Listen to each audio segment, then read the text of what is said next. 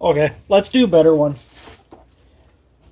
Few people have asked about converting Stihl bars to fit on Echo and smaller Husky saws. Um, the major benefit of doing this is the much greater radius around the tip, the profile, and the profile of the bar. What becomes a problem on these Echo bars is they're more of a carving tip, as you can see, and they're a very, very narrow bar. This makes them a lot less robust. When you don't have the support up the center of the bar on a laminate like this to hold it straight, they're very prone to bending.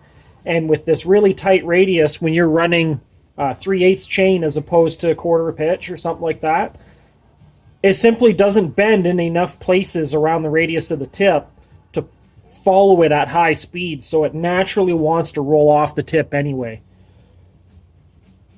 To get away from that, your best option is to convert it to a better bar.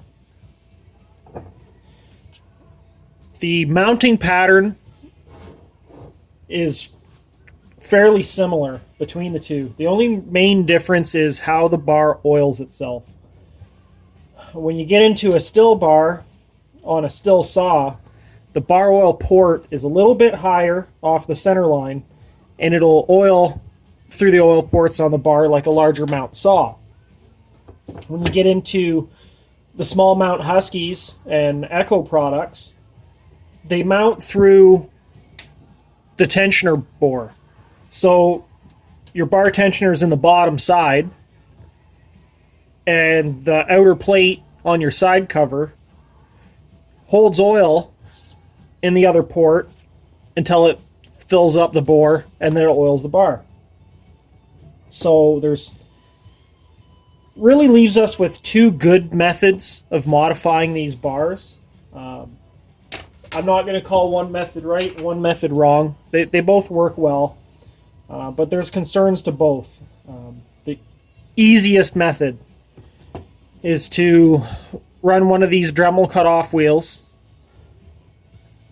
into your guide bar and open up that orifice in the tensioner bore so that it can oil.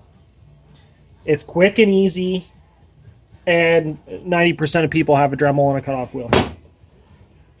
The downside to doing that, because of the difference in profile between the two bars, you're going to have a different drive link count. So when you go to buy chain, you need to have custom loops made.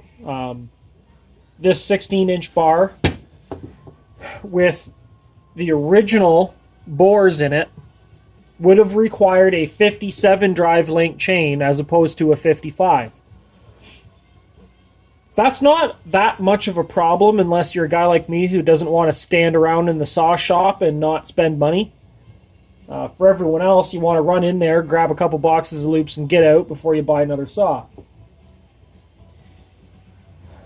The bar material is very, very hard. So as far as tooling goes to do this, don't get one of these black or carbon nitride coated shitty drill bits. Go spend some money on a real drill bit. This is a 1/4-inch bit. If you're buying individual bits, they're inexpensive, but the black bargain bin ones and things like that, they're garbage, and you're trying to drill through a material that's likely just as hard as your drill bit or too close to it to be effective, and you'll roast a bit doing it. The method I like to use, so the issue here is with your drive link count is you cannot get the bar close enough to the saw to get your 55 links around it effectively. There's lots and lots of stroke on the tensioner on the way out. So it really doesn't matter, within reason, how far out you drill your new tensioner bores in the bar, as long as you get it out somewhat. So I like to take a 1/4-inch bit and go a 1/4 inch ahead of the original bores, and that puts you a little bit on the tight side of the stroke for your tensioner. So that solves problem one. Now you can get your normal 55 drive link chain around a 16-inch bar with a greater profile.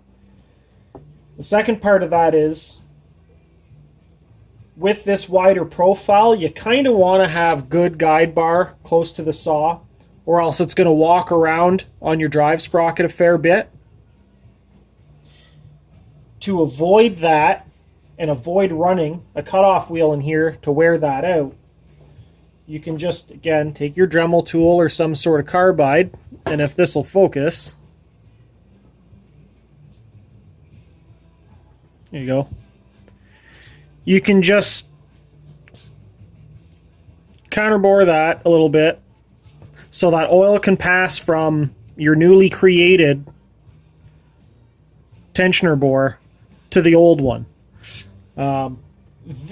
It does not take very much time to fill these up.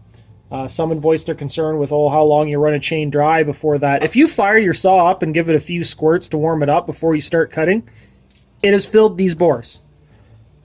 Again, the oil pumps on these saws are substantially higher volume than what you will require for a 16-inch bar, especially on like a 355 Echo or something like that.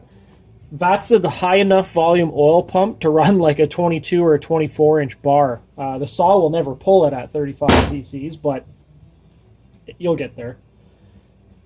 So the best method I found to do it this way is bolt your old bar to the new bore where you want to bore your holes through. This gives you a drilling guide.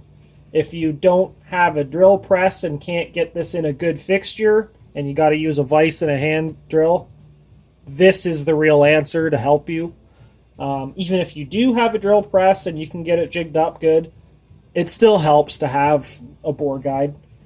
This keeps your center lines pretty even between the pair of bars. And not that that much matters. You can have it canted a little bit. It won't matter. But this keeps everything true if you're a pedantic person and you like everything to be exactly right.